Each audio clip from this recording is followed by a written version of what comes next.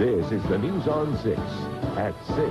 A recent article in U.S. News and World Report featured Howe, Oklahoma Public Schools, in an article on innovative teaching techniques.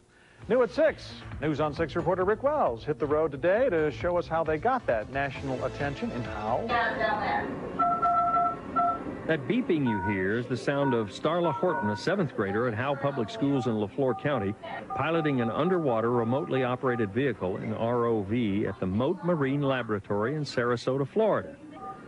She's putting the ROV through its paces hundreds of miles away using the numbers on a keypad. They're on a virtual field trip.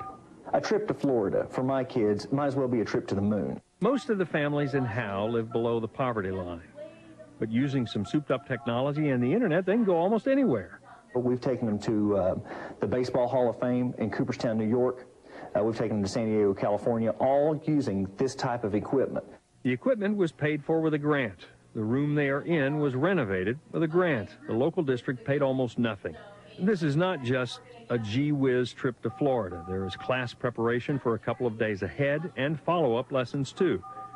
Not everyone got to pilot the ROV. Some were mapping what they saw. Others were looking for and identifying specific kinds of fish. That's a grouper there on the bottom.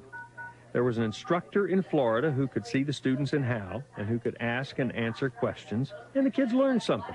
I learned what they are, what our ROVs are, and what they use them for. We're bringing content to these kids that 80% of them would never have an opportunity to have. It's really all about learning. Rick Wells, the News on 6. And Rick says the Spanish teacher in Howe uses the same technology to teach Spanish to students in Thackerville. That's south of Ardmore. If you'd like more information on how they're doing it in Howe, go to the click section of KOTV.com. Look for the link to Howe Public Schools. Oh, that's an interesting Isn't that great? program. Yeah.